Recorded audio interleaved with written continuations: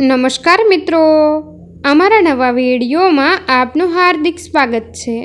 આજે આપણે વાત કરીશું શ્રાદ્ધના દિવસે બનેલ સત્ય ઘટના વિશે।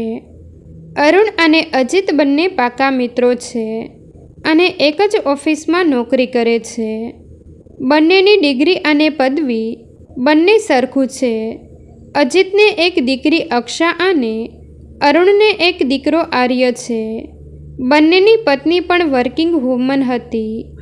રજાઓમાં સાથે પિકનિક પર જાય અને એકબીજાના જન્મદિવસ કે લગ્ન દિવસ નિમિત્તે ભેગા થાય।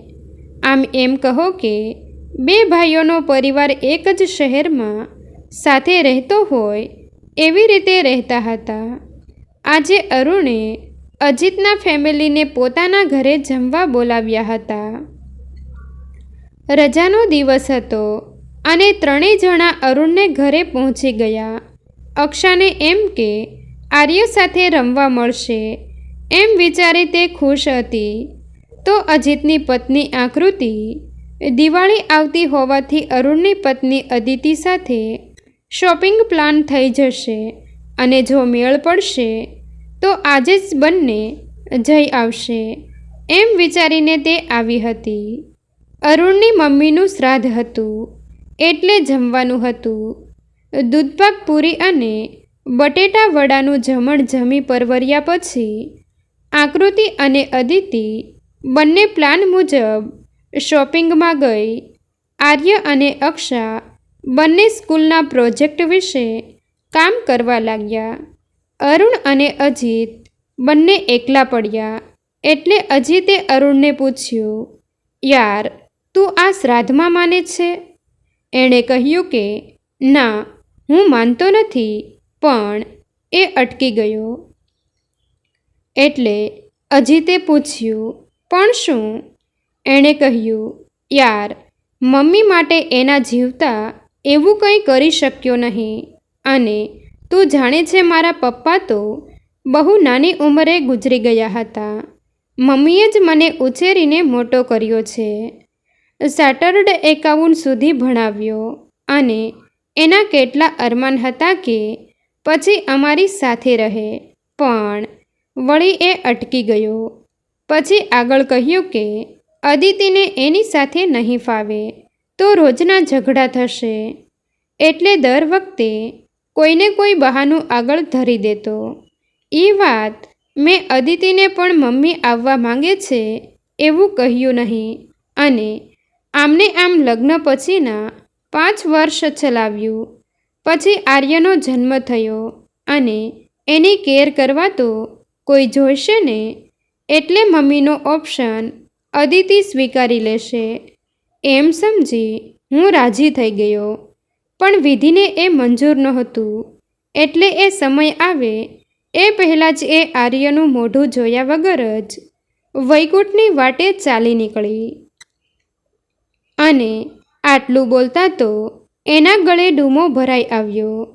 અજીતે એને વાંસામાં હાથ ફેરવીને પાણી પાયું। અરુણે કહ્યું કે ગયા મહિને ટેક્સમાં મુક્તિ મળે એટલે માય ફ્રેન્ડ્સ નામના ઓલ્ડ એજ હોમમાં દાન આપવા ગયો હતો। ત્યાં એક મમ્મી જેવડા બહેન મને મળ્યા। એમણે મને કહ્યું કે તમારું નામ અરુણ છે? મેં કહ્યું કે હા।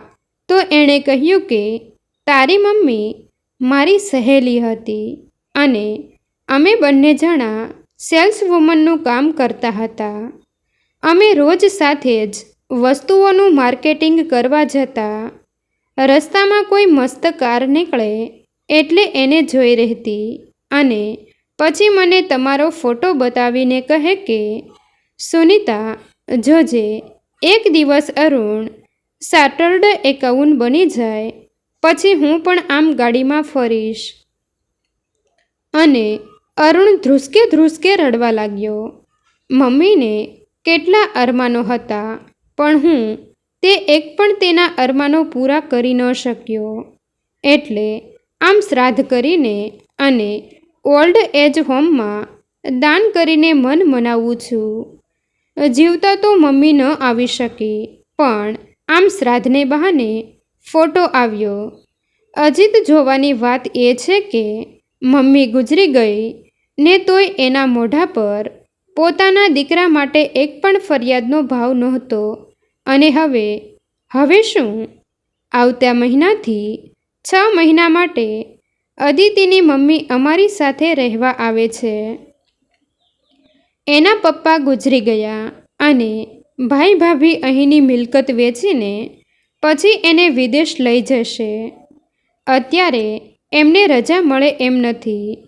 ભલે અદિતિની મમ્મી એટલે એ મારી પણ માં જ છે ને, પણ આ સુખ હું મમ્મીને ન આપી શક્યો. એનું દુઃખ હવે મને રોજ થશે. અજીત પોતાના પરિવાર સાથે રાત્રે ઘરે પાછો આવ્યો અને અક્ષાને એને પૂછ્યું, પપ્પા, શ્રાદ્ધ એટલે શું? આર્ય કહેતો હતો કે શ્રાદ્ધમાં એની દાદી કાગડો બનીને કાં તો ગાય બનીને જમવા આવે. અજીત શું કહે?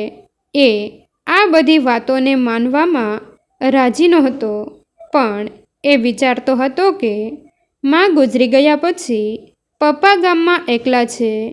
એણે ઘણીવાર એને લાવવા પ્લાન કર્યો, પણ પછી પોતે જ માંડી વાળ્યું.